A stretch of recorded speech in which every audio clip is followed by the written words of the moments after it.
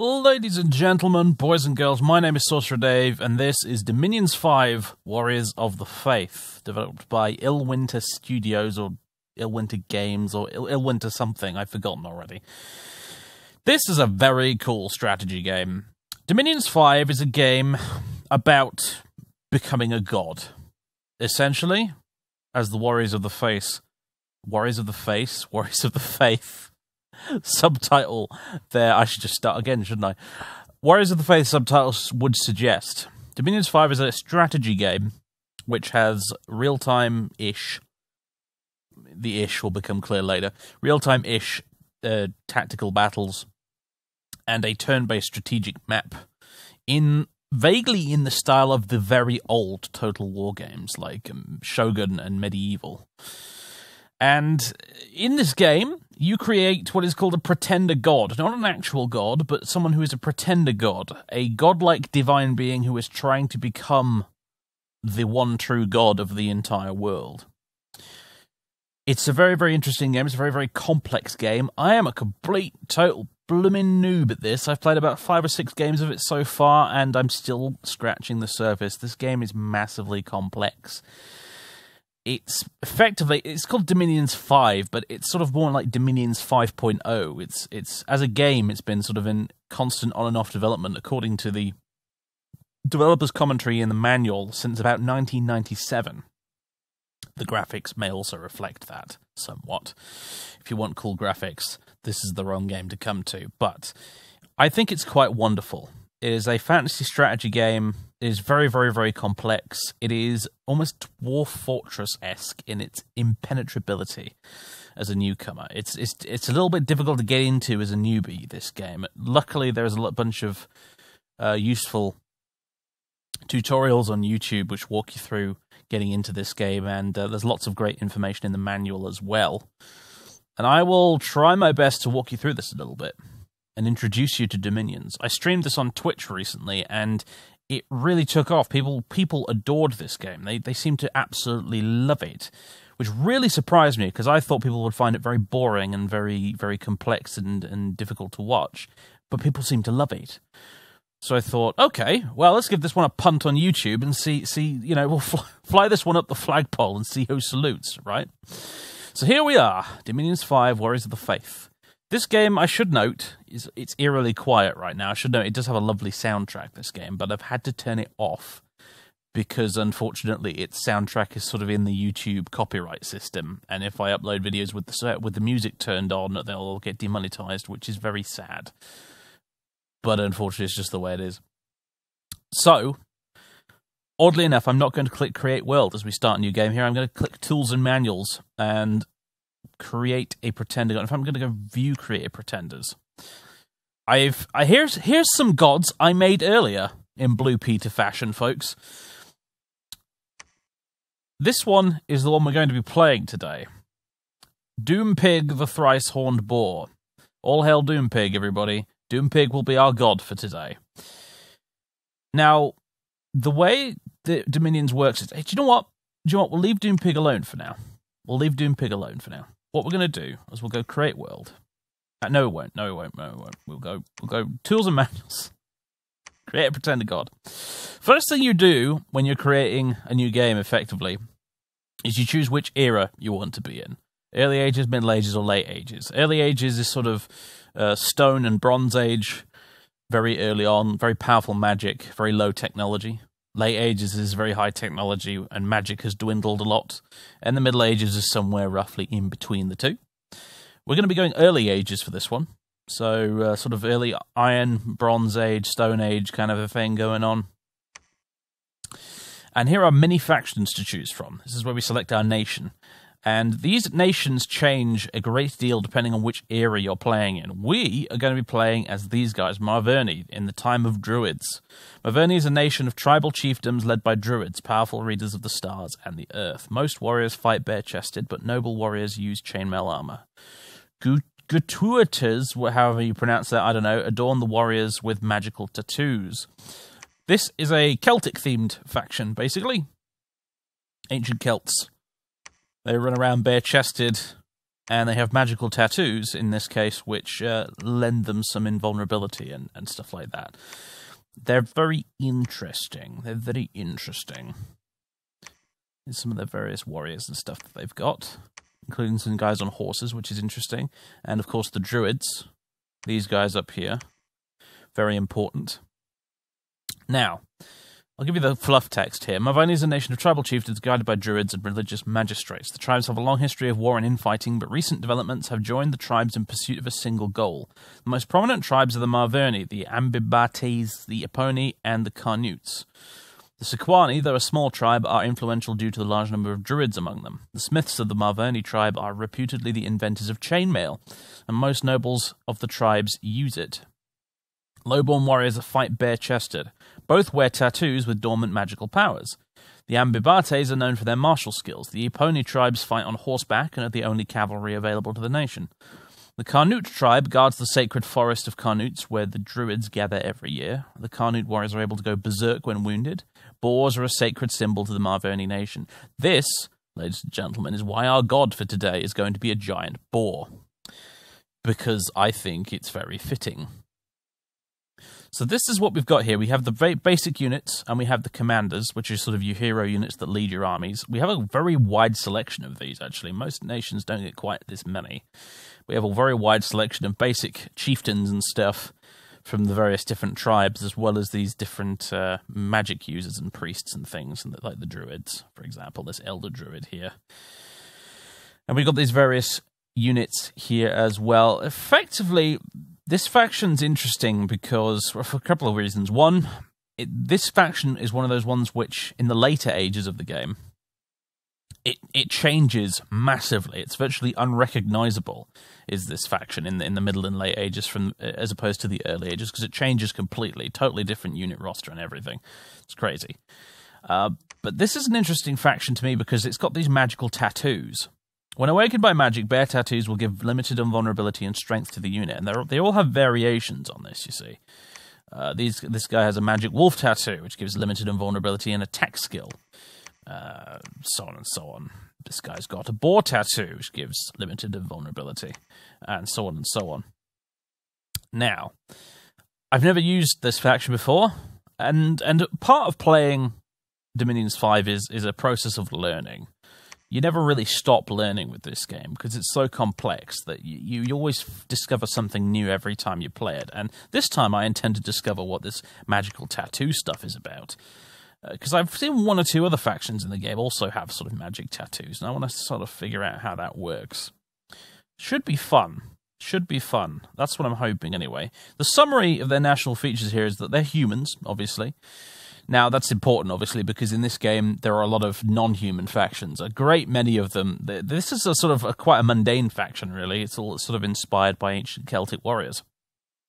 But there are factions that consist of giants. There are factions that consist of the winged harpy-type guys. There are factions which consist of apes. There are factions that consist of demons. There's all sorts going on in this game. All sorts. One of the things I love about this game is it not only has so many factions, but all of those factions play in very interesting and strange ways, unique to one another. There's even there's underwater factions as well. There's ocean-dwelling factions like Atlantis. Or there's I forget the name of it, but there's a Cthulhu-inspired faction which has illithid mind flayers that live at the bottom of the ocean. It's wonderful stuff. But these guys are what we're going to roll with today. And then once you've selected your faction, you've had a look at all their stats and stuff. Stats for units and things I'll get into in a little bit. Right now, I just want to sort of focus on sort of getting this going. This is where you create your god of the Marverni. Now, first thing you do is you select a physical form. Now, there are lots of things to choose from here, like this great white bull, or this celestial griffin, or this dewy of thunder, whatever that is, or a monolith, or a fountain of blood, or these ones at the bottom here, the crone, the master enchanter, the archmage. Now, this is not a cosmetic choice you're making here when you select the physical form of your god. It's not a cosmetic choice at all. If we right-click on these, we will discover that they all have their own sets of stats and abilities and things unique to them,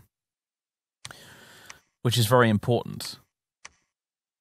when you're setting up your nation and creating your god, you need to sort of pay close attention to what physical form you choose to pick for these guys. Our physical form, as I said, is going to be the Thrice Horned Boar. It's got 100 or so hit points, which is relatively decent. It's size 6, so it's absolutely massive. It's a giant monster. It has 16 protection, which is basically its armor value. 18 magic resistance, 30 morale, 80 leadership, which is how many troops it can command, basically. As a general, it can command 80 units. It has a strength of 26, which is very high. An attack skill of 13 and a defense skill of 11. That attack skill is how basically your to-hit roll. Defense skill is your sort of whether or not you get hit. It's your dodging ability in close combat, essentially. Precision is how accurate you are with missile weapons, but he doesn't have any missile weapons, so it's a useless stat for him. Combat speed is how fast he moves in battle. Magic leadership is how many magic units he can lead, so 10 in his case. Map move is how fast he moves on the campaign map. Encumbrance is complicated. Fatigue is a little bit as well. His age, this is one of the only strategy games I think I've ever played which keeps track of your unit's age, how old they are. In this case, he is 1,979 years old. The max age for a Thrice Horned Boar apparently is 5,125. And it's important, actually, because when units get old, they actually get stat debuffs, and they become more susceptible to things like disease. There's also an undead leadership stat, which is how many undead units you can lead. But in his case, it's 0. We will not be dealing with the undead in this playthrough. His magic and stuff here is he has 1 level of earth magic, 1 level of nature magic, and his research ability is 9. Research I'll explain later. He can trample. So any unit he runs into that's smaller than him, he can just trample all over the top of, which is very nice. He's a berserker, so if he gets wounded, he will go berserk, and I think that gives him a boost to his attack skill and strength and a debuff to his defense skill, or something like that, if I recall.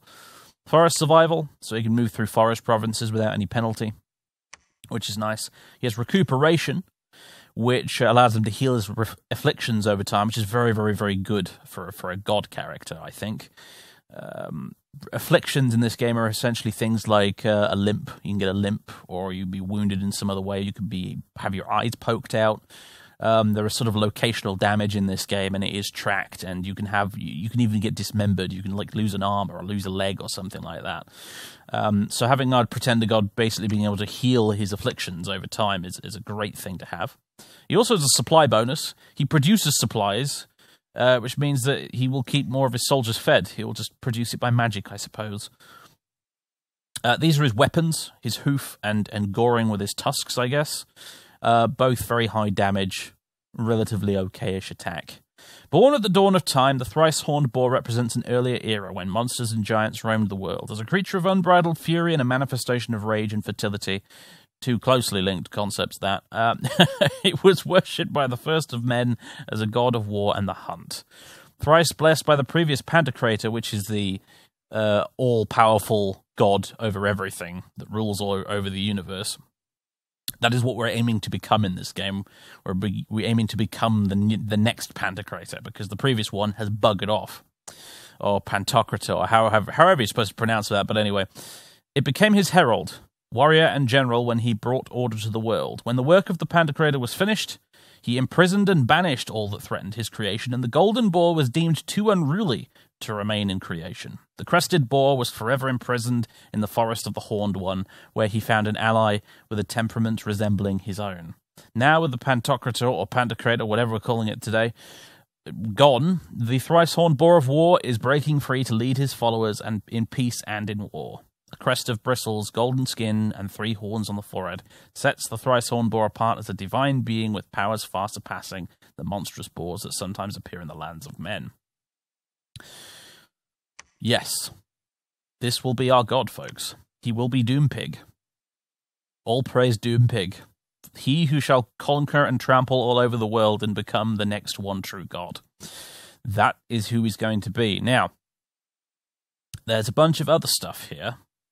I'm going to talk you through it, but then I'm going to load up the one I made earlier, basically. Magic, as we've seen, he already starts with 1 point in Earth Magic and Nature Magic. We can increase these, and I have done, actually, in the in the one that I made earlier. Now, doing that gives him access to better spells, but also gives him access to bless effects, which allow us to apply very powerful buffs to our units that are blessed, our sacred units, because there's not all units, there's some units that are sacred.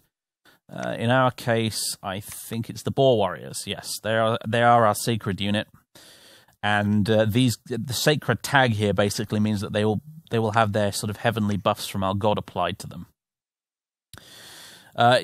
Down here, you've got the Dominion, which is basically all the global effects that will take place in all parts of the world which believe in our religion and who worship our god, which is very important. And the basic stats for these are this candle, which represents the overall strength of our Dominion, like how influential and powerful our faith, our religion just is in general.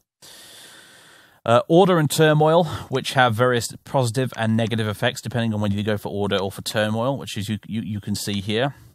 Productivity or sloth, same deal again. More productivity gives you more resources, and income less gives you the opposite. Heat and cold, which is an environmental thing, so it depends on whether or not you want your civilization to be living in constant heat or constant cold. There are some ice-based factions and there's some fire-based factions which rely on this. There's growth and decay as well. Growth and death, which is fairly self-explanatory. There is fortune and misfortune as well, which increases the likelihood of events and basically the likelihood that the outcome of those events will be good for you. If you've got more fortune, if you've got misfortune, it's the opposite. You have very bad luck, which is not a great thing to have, but sometimes you have to live with it. And then you've got magic and drain. So the more magic you get more research for when you're researching magic in the game, which I'll explain later, but there's also a bunch of other effects that are not listed here from magic. Drain is basically the opposite, you know, you less research and so on. Generally, you want the positive effects from these, but sometimes in order to balance the points out, which you can see up here, you have to take negatives in stuff. The last bit here is Imprisonment, which determines whether or not your god is awake at the start of the game, or dormant, or imprisoned. And basically, this means that if they're awake at the start of the game, your god will be a playable unit on the map, which you can use in battles and to do various things. If they're dormant, your god is asleep. Doompig here will be sleeping in his cave under the mountain for about the first year or so, whatever it is he's doing, having a slumber somewhere. For about the first year of the game, give or take a few months, as it says, he will be asleep, and then he will wake up, and then he will be playable on the map. And Imprisoned is the same deal, but they'll only awake in 3 years' time. That's a pretty rough one to take, but you gain a ton of points to spend on stuff here if you do take it. Now, Doompig, the one I've made already, he's dormant, so he'll be slumbering under his mountain, as I said, for about a year, roughly, before we get into it. So, I'll give you a little overview, I think. Let's see. Tools and manuals. View a created pretenders. Doompig. Hello, Doompig. This is the setup I've got for him. So he's got 8 points of earth magic. He's got 7 points of nature magic, and the reason for that is because I wanted to get these bless effects. Fortitude. Blessed units will be more resistant to all physical damage, half damage from pierce/blunt weapons. And regeneration. Blessed units will recover from damage at an extremely high rate. Units that have regeneration will naturally get an increased rate of regeneration after being blessed. Basically, they'll recover hit points each turn. And the combination of those, I'm hoping, on my sacred units, my Boar warriors, will make them quite formidable in combat, is the idea. Now, this is not a very efficient god, admittedly, because the Boar here, he's what people in the Dominions community call a super combatant. The point of him is that really what you want is him to be on the game map from the start, so he can run off and conquer provinces for you single-handedly. The god can just run off and defeat entire armies by himself. However, I've decided to make mine dormant, which is not a very efficient way to run it. However, as I previously said, narratively, having the Boar pleases me. I would have probably been better off taking one of the other characters, like the Great Sage or something like that, one of the wizard characters, one of the little mortals, or something else. But I took the Boar just because I thought it was cool, because it ties in with this particular nation's sort of background. So that's the way I'm going to do it, essentially. Now, the Dominion effects here, we've got 5 Dominion, which is okay. It's a little bit less than normally you'd like, but we can make up for that in other ways. 0 on pretty much everything here except for 1 point in heat, and basically that was to give me some spare points to spend. I took 1 point in heat for that, which gives me a very small debuff because this faction doesn't particularly like heat and doesn't particularly like cold. They like it nice in the middle. But we've taken a point of heat anyway, just to give me some access to some more points to spend. And these buffs here that apply to our sacred units, like our Boar warriors, will actually also apply to the god himself, so long as he's within lands that worship him. He's within our dominion, as it's called, which will become clear when you see it on the map in the game when we get started. But when he is within our lands, he will be more powerful anyway, just as a general rule, because that's how the gods work. They get more hit points and stuff. But also, he'll have these applying to him, which will make him very powerful as well. So he will arrive a little bit late, or he'll arrive awaken from his slumber about a year into the game. But when he does, he'll be applying these really nice effects to some of our units, and hopefully he'll kick ass, actually. Hopefully he'll really kick ass on the battlefield. It should be nice. As I said, it's not a very efficient build. There are maybe people watching this who have played Dominions before and whose heads are in their hands right now going, why have you made such a horribly inefficient god? And the answer is because I don't care. One of the thing about this game is it's so complex that people's initial reaction to it, I find, is that they tend to want to go and read 10 wiki pages and try and make sure they build the most efficient, super awesome, brilliant god possible so they can play the game and absolutely ruffle stomp the AI. And you really don't need to do that. This is a game that affords you lots of room to experiment and do weird stuff with, and that's why I like it. That's why I'm doing the strange Boar god, who's not very efficient, but he's just kind of cool, and that's why I want to do him. But anyway, we're going to choose a map now. We're going to do a random map. We're going to make it small. It's going to be a very brief series, hopefully, this one, because I'm mostly going to be talking about basic concepts of the way the game works. This isn't really a tutorial for how to play Dominions, but it is let's call it a series that's aimed at introducing people to the game.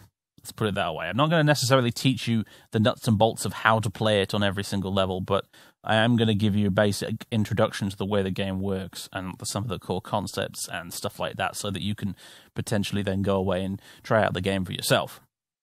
So it's going to be a small one. We're going to have a normal amount of water on the map.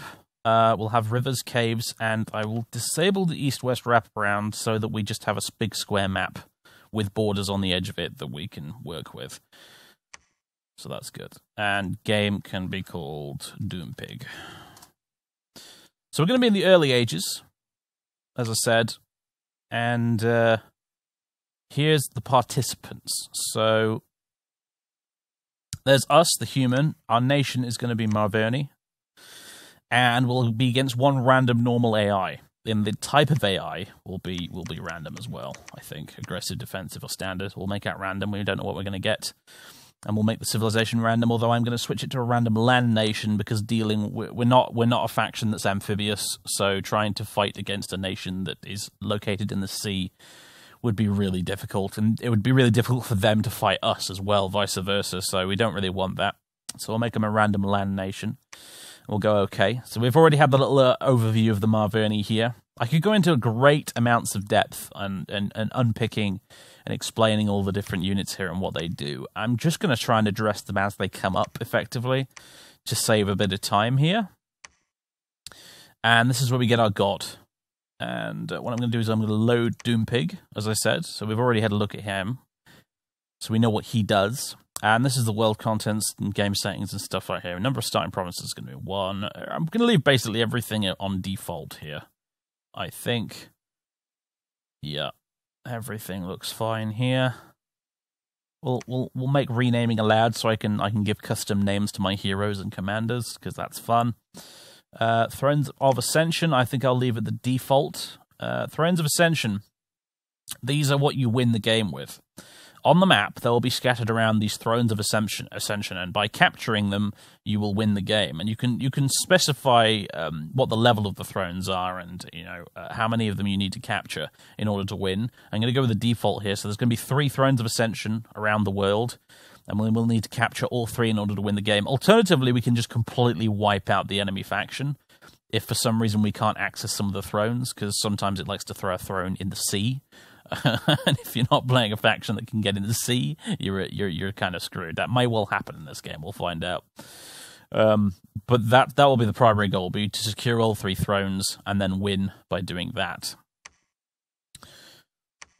And now we're going to generate the map, and this will take a minute or two, so I'll probably pause the recording here. Okay, and it's done. The world generation does take a good couple of minutes there. It's not a quick process. Anyway, we've begun the game. Doompig, god of the Marverni, spring in the year 0 of the Ascension Wars.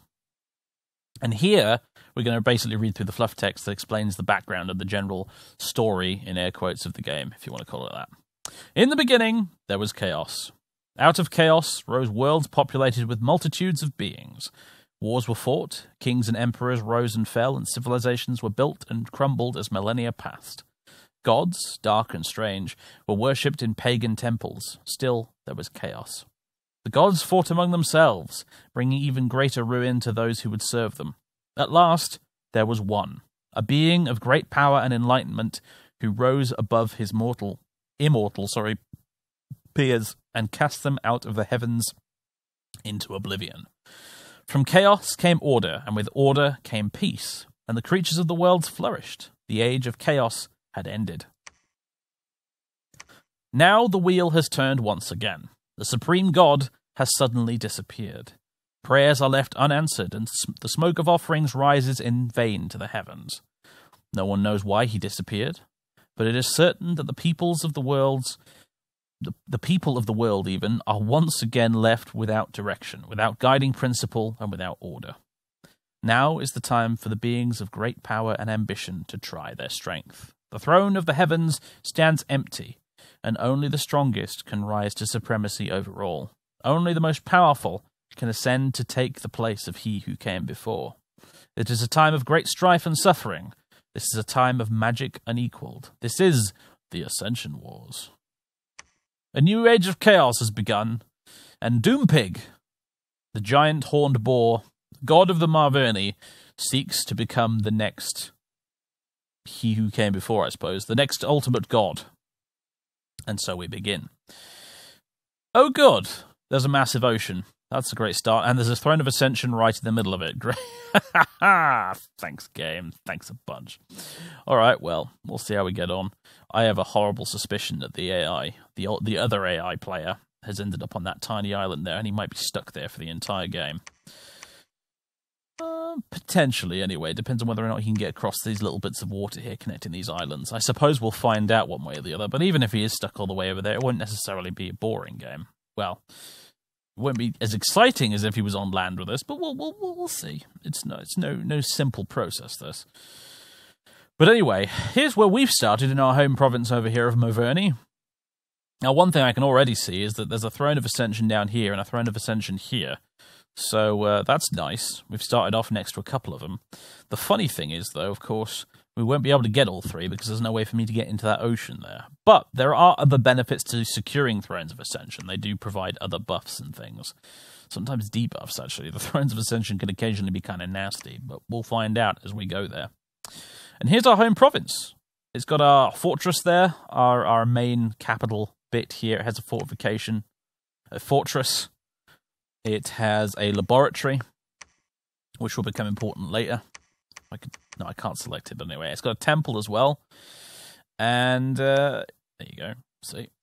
And it's got this unique building thing here called the Carnutes, which enables recruitment of Boar warriors, it enables recruitment of Boar lords, and it enables recruitments of elder druids. And it produces astral pearls, earth gems, and nature gems per turn. They're listed up here. There's a bunch of resources available to us in this game, which you can see up here and on here. Treasury, the treasury here, our income, that's just basic gold that we use to buy things with. Resources is one of the things we use to build units with. Recruitment is how many sort of available population we have in each turn to actually turn into military units. We've got defense. We've got unrest, which is self-explanatory. We have supplies, which is used to feed our troops. Population, which again is self-explanatory, and supply usage, which is currently how many of those supplies are being used by the units in this province as it is. And you have the gems up here. The purpose of the gems well, there's two things you use them for, basically. One is to create special equipment for our hero characters, and the other is to cast powerful ritual spells using magic and stuff, which we'll get to later, I'm sure. Right now, in our home province, we have two heroes. We have Kotus here, who is a Maverni chieftain.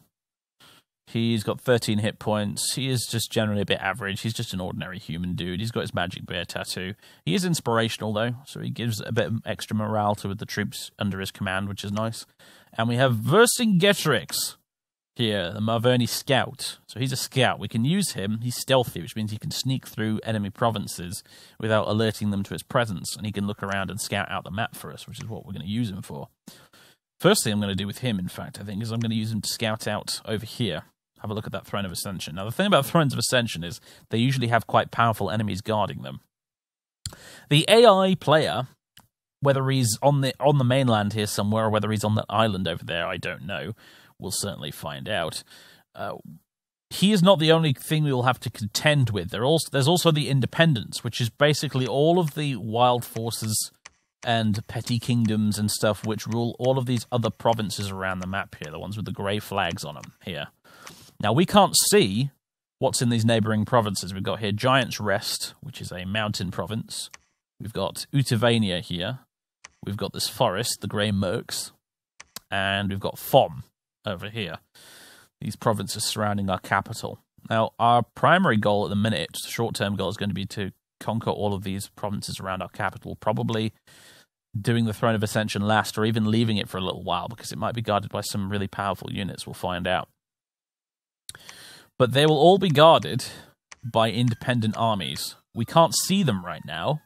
If we hit end turn, next turn we'll be able to see what's beyond our borders. But we can also use the scout to go abroad and see what else is around the place. There seems to be a volcano or something in this province, which I don't think I've ever seen before, which is interesting. We've got some mushroom swampy provinces here, the Golan Fens. There you go. Lots of other stuff down here. There's some farmland down here by the looks of it. And lots of forest down here where that other Throne of Ascension is.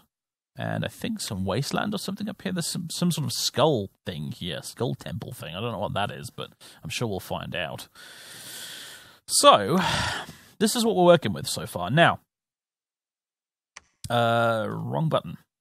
We can go to recruitment. First thing we're really going to want to do is recruit some units.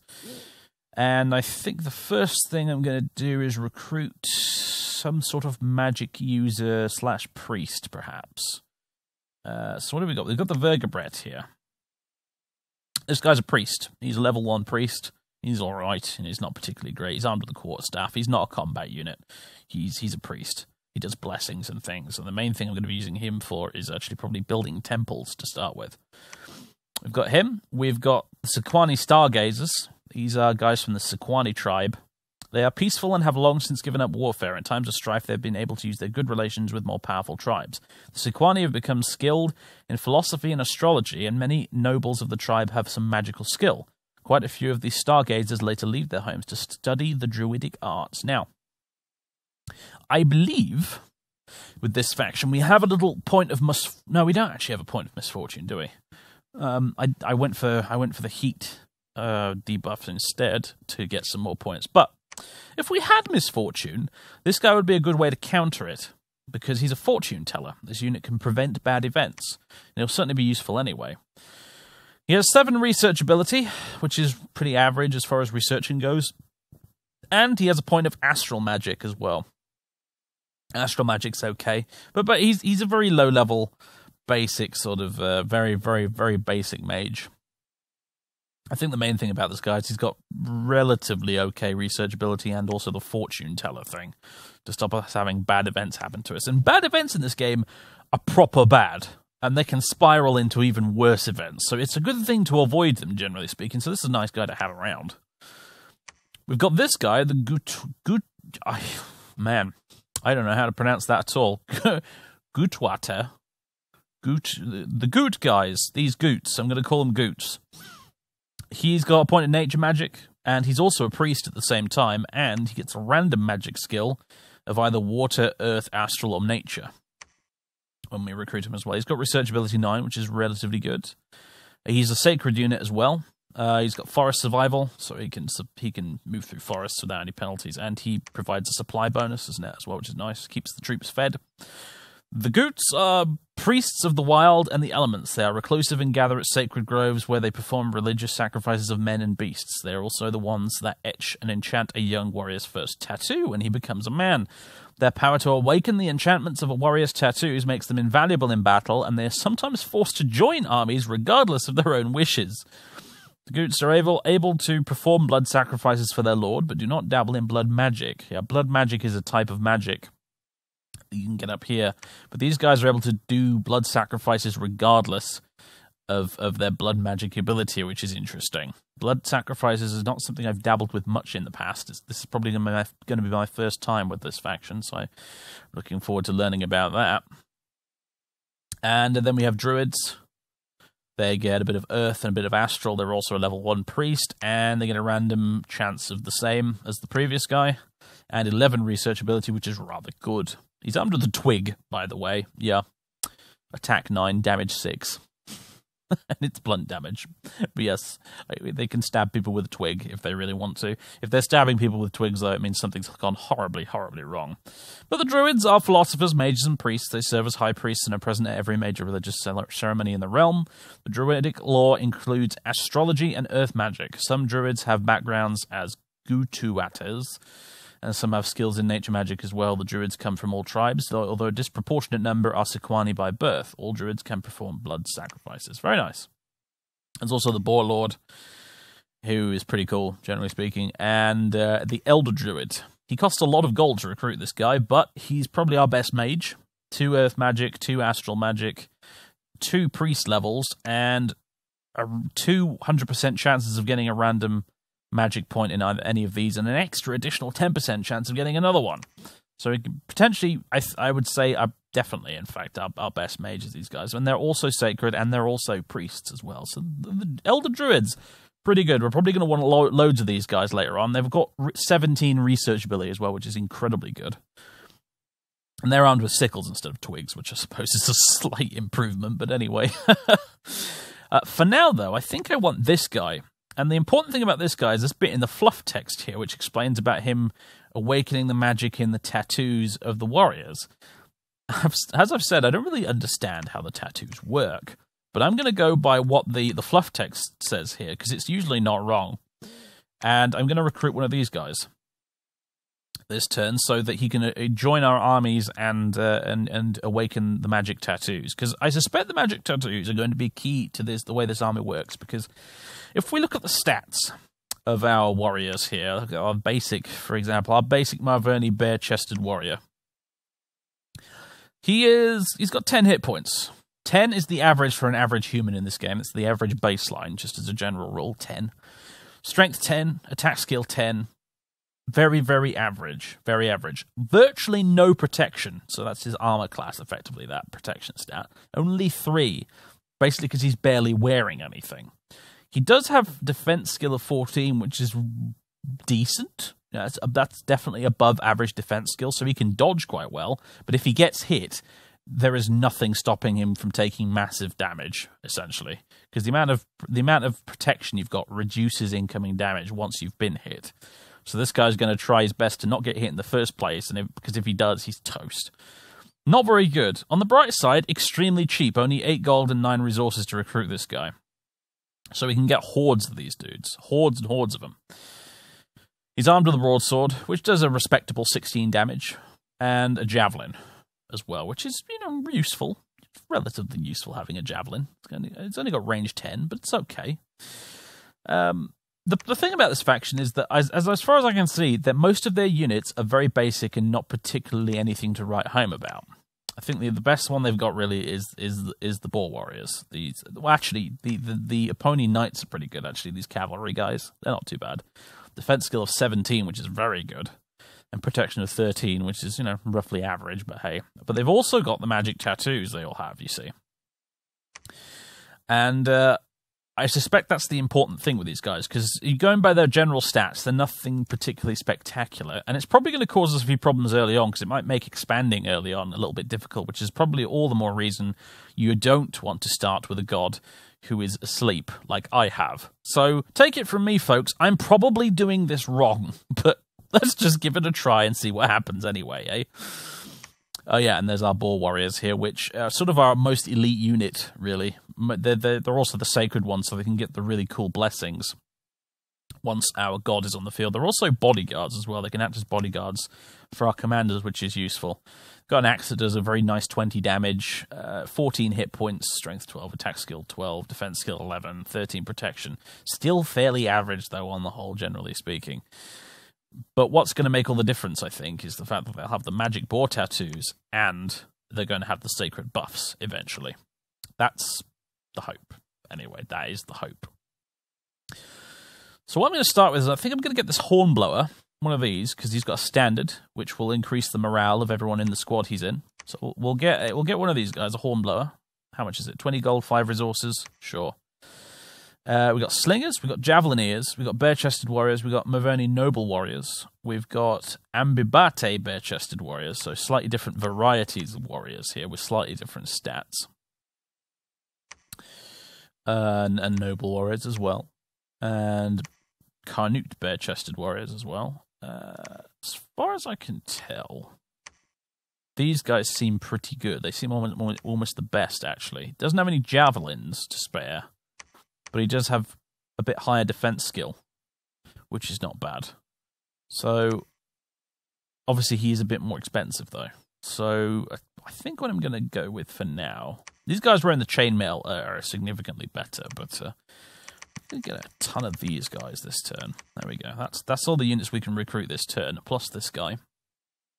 You use commander points to recruit commanders, recruitment points to recruit all the other units, which you can see here.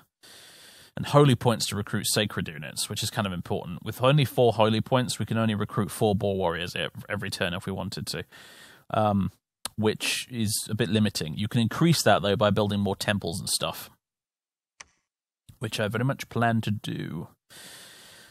So, for now, though, I think I'm going to leave it roughly as it is. Let's have a look at the army setup. So these are the troops we actually have available to us at the game's start. They're under the command of Cotus here. And he looks like he's got some javelineers and some bare-chested warriors, essentially, in 2 separate squads here. And now, the way the battles work in this game is you don't have any direct input while they're actually happening. What you do is you create, very much like a general in real life, I suppose, you create a battle plan trying to anticipate what the enemy will do, and then your units execute the plan you have made for them during the battle, and you effectively just stand back and watch and hope it goes well, is the way it works. So this is the screen we use to plan that stuff out. So let's have a look at the javelineers, for example. Actually, no, let's go with the bare-chested warriors here. This is what they're going to be their layout on the battlefield as they deploy. They'll be in a box formation, because it's the only one I can select except for skirmish formation. If you select skirmish, it gives them a debuff to their morale. We don't want that. So they'll be in a box formation, and they'll be at the front, like that. Let's put them right at the edge, right at the front there. These guys, the javelineers, will have them... Oh, no, sorry, that's the bare-chested warriors, the javelineers. These guys, will have them deploy behind, and then our man here, Cotus, our general, will have him deploy amongst the javelineers, I think. Yeah. And that's our scout who won't be partaking in any battle, so we can leave him out of it. Now, we also set battle orders. So we'll go to the bare-chested warriors. We will tell them to attack the closest enemy.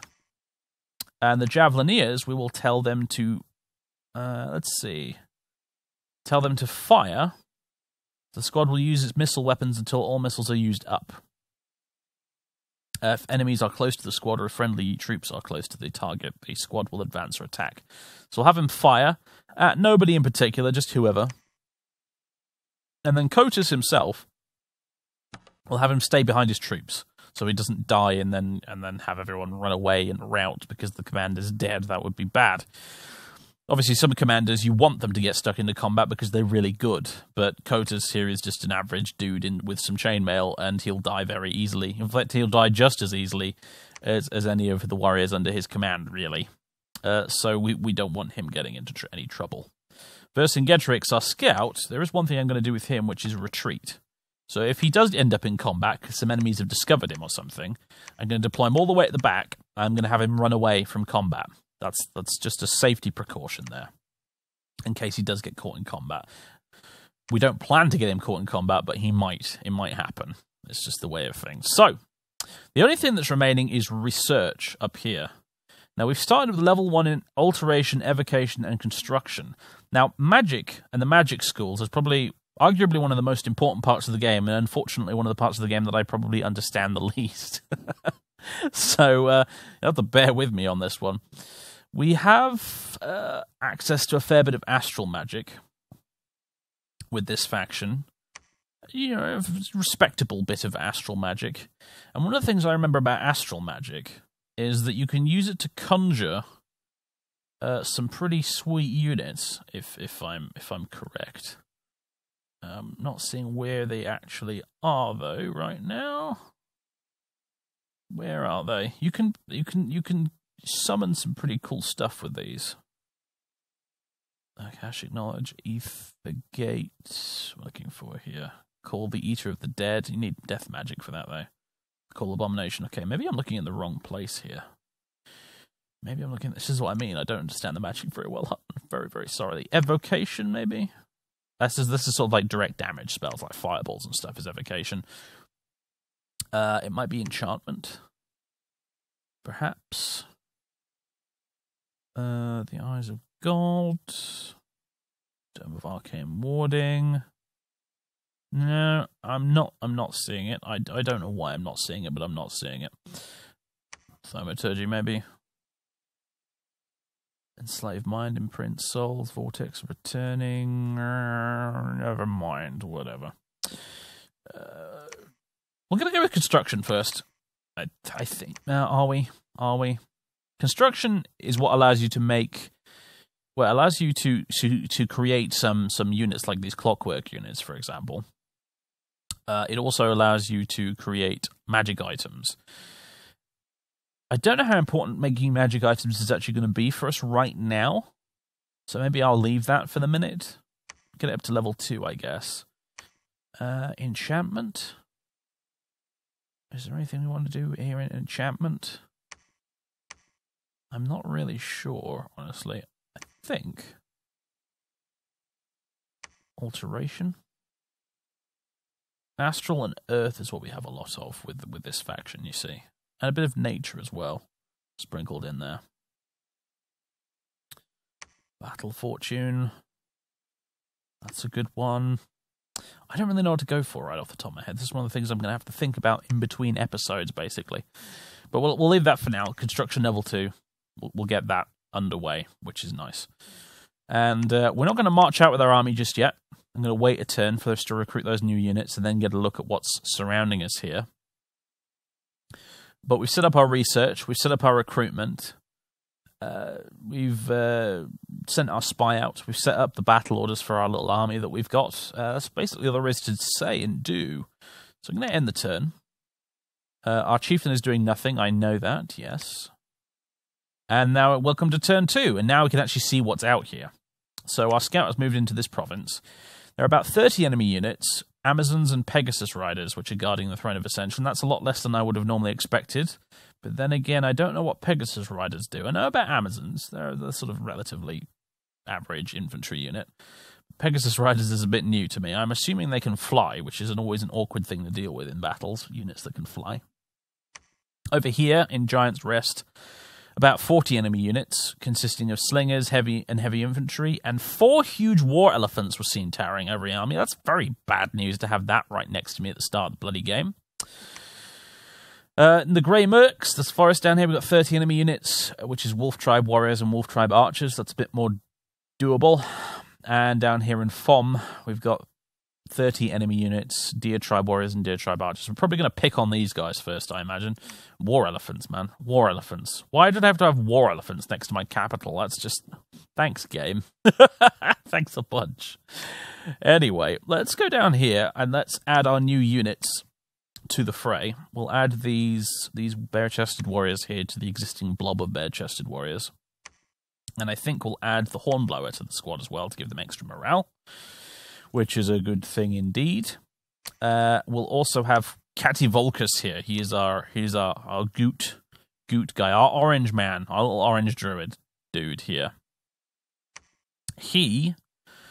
I think he's gonna be joining us in battle in order to sort out those magic tattoos I mentioned.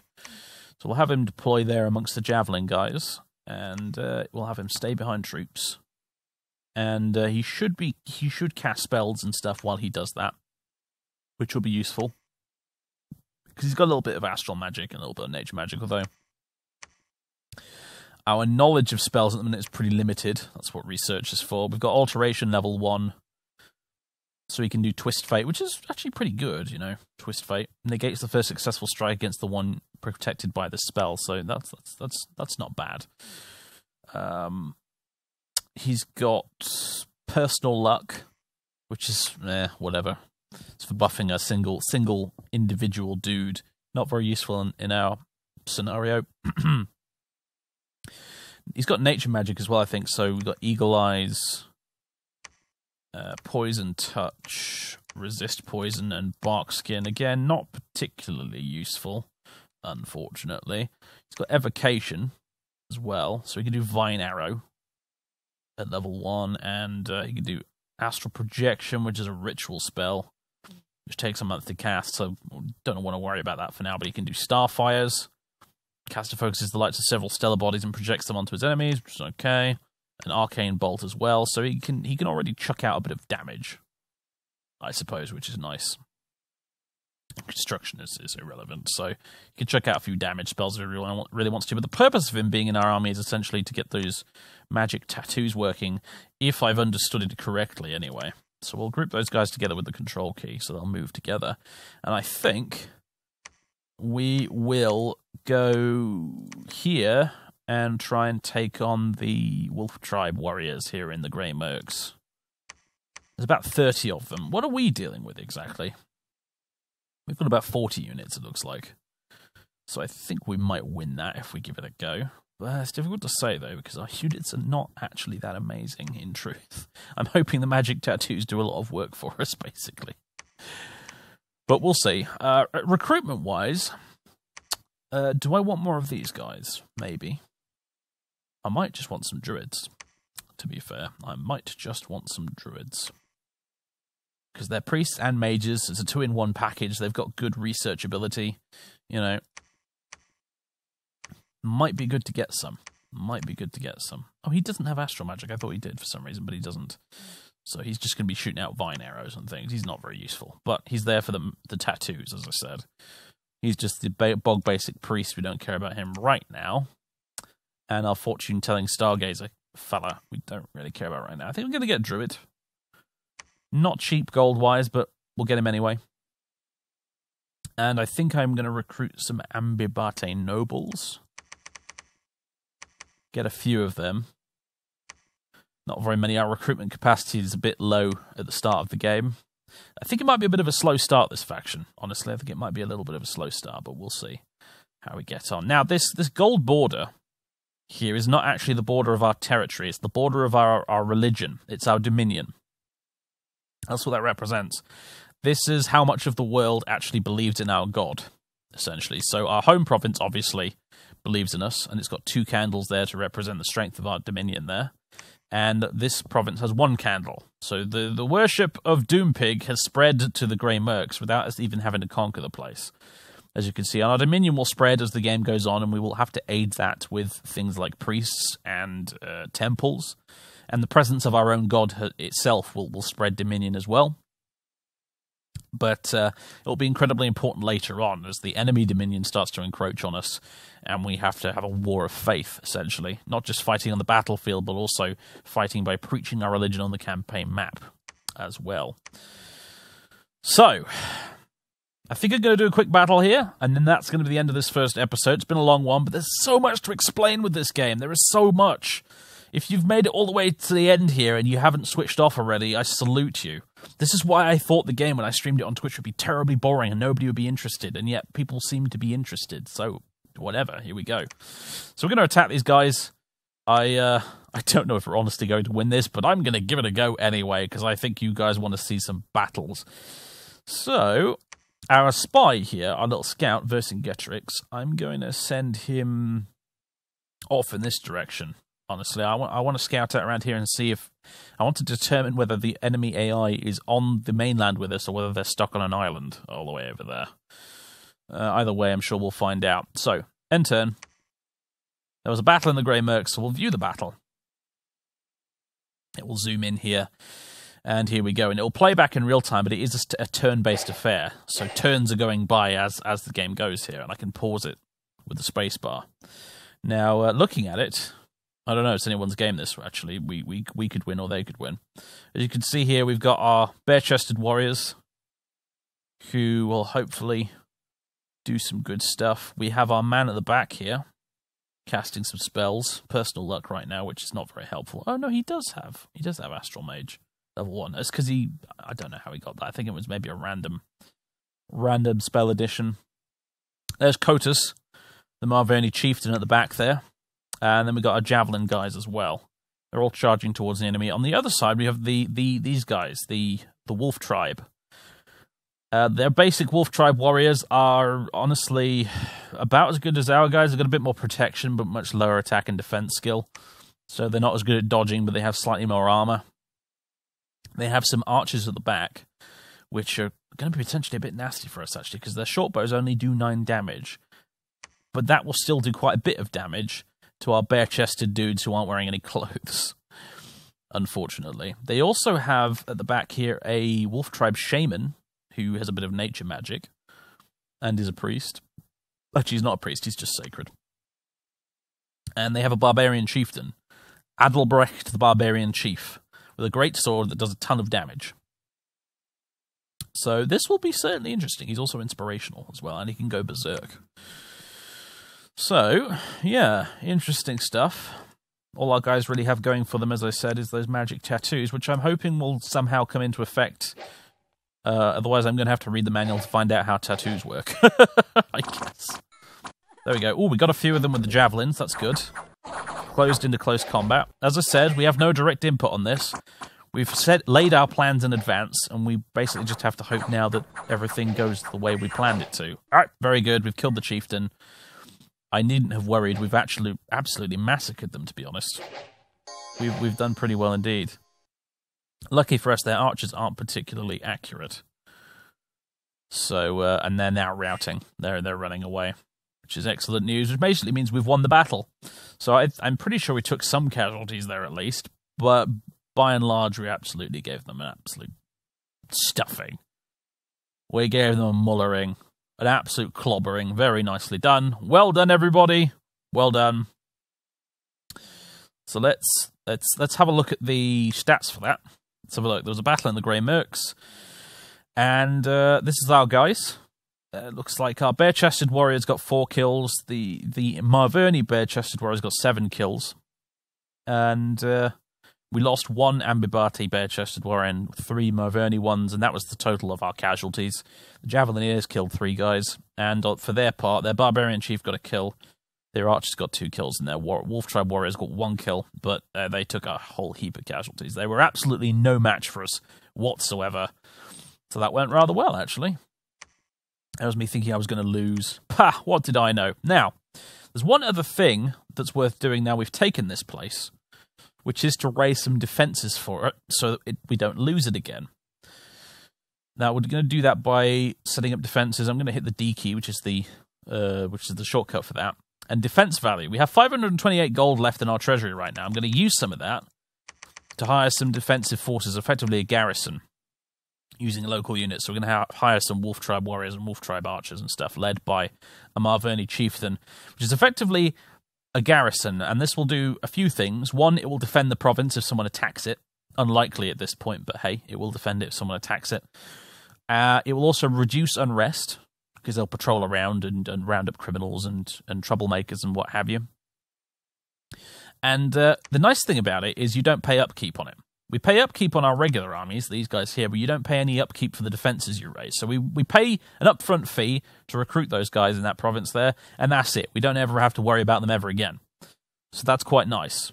So I've just paid a bit of money to get that bit of extra security, and now we don't have to worry about it ever again. And there we go.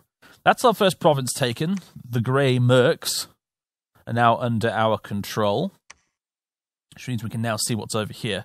70 enemy units in this province, my goodness. Mainly foul spawns, vine men, and woodsman blowpipes. That's not something I want to deal with right now, honestly. In this province, we've got the Lion Tribe. Lion Tribe archers and Lion Tribe warriors. That's a bit more doable. And of course, these 50 Deer Tribe guys. 50 is quite a lot. We're going to need maybe a few more units to deal with them, actually. And down here we've got 60 enemy units, which is heavy infantry, light infantry, and militia. Heavy infantry and light infantries and stuff, these are very basic, generic dudes with, you know, a bit of armor and some weapons. Ordinarily, with most factions, you'd stomp all over them. However, it does occur to me that our particular warriors, our guys with very low armor and stuff, they might have difficulty dealing with them. That's going to be interesting. There's 60 of the buggers too, so the game's pulling no punches here. It's surrounded me with some tough enemies right from the get-go. So that's nice, I guess. But anyway, I'm going to leave it for now. That was turn 2, and the god creation and faction selection and everything squared away and done with. I think I've managed to keep that to roughly just under an hour. Lots of explanation to do in this game. As I said, it's very complex. There's lots of things to explain to you viewers so you have a vague understanding of what on earth is going on. I hope I did it relatively well, and I hope it wasn't too boring to watch. If you'd like to see more, there'll be more of this on the way as we continue this campaign through to completion, and Doompig eventually awakes from his slumber deep in the caves of Marverny somewhere. Where do boars sleep? I don't know. Like, what do they? Where do boars live? I'm not sure. Do they burrow under the ground? Or what is it they do exactly? Burrow under the ground. Boars? No, I'm thinking of badgers, aren't I? I don't know where boars live anyway, but wherever he is, he ain't awake yet. He's hit snooze on his giant god alarm clock, and he's having a bit of a nap for a little while longer for the first year of the game. But when he arrives, blessed, wonderful things will hopefully happen. And in the meantime, our initial expansion, unfortunately, is probably going to be a little bit slow. If we started with him on the map as an awakened god, a lot of these enemy armies would be a lot less threatening, because he'd be able to squish them all by himself, and with a bit of help from this lot. Except for maybe the 4 huge war elephants. Even they would be a bit troubling, actually, for our giant boar, honestly. War elephants, they are going to be such a problem. I don't know how I'm going to deal with war elephants this early on. That is very annoying. But anyway, I'm sure we'll figure something out. For those of you who are veterans of this game watching this, if you've made it all the way to the end of this without pulling your hair out with frustration, I salute you. And if you are still watching this, feel free to leave comments down below suggesting things I should do and help with things.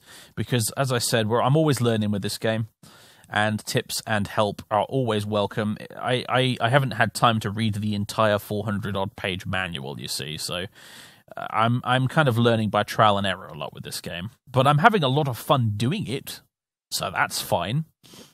So yeah, there you go, folks.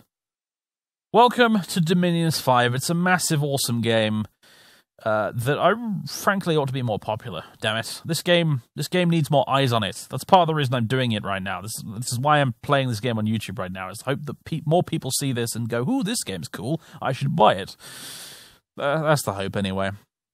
I'm chatting bollocks now. Alright, ladies and gentlemen, boys and girls, my name is SorcererDave. Thank you very much for watching, and I will catch you in part 2 of this, where we start to build up a bit of steam and start to expand the territories and the dominion of Doompig. At least, on the bright side, the province where the war elephants are actually worship Doompig. Look, our dominion has expanded to include this now, so we're still going to have to fight the war elephants, but the people of this land up here, Giant's Rest, they do worship Doompig, which is nice.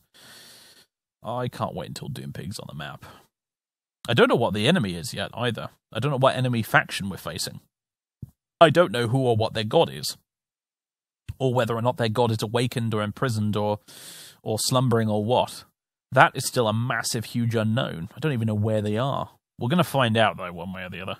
But that'll be next time. Thanks very much, everybody, and I'll see you then.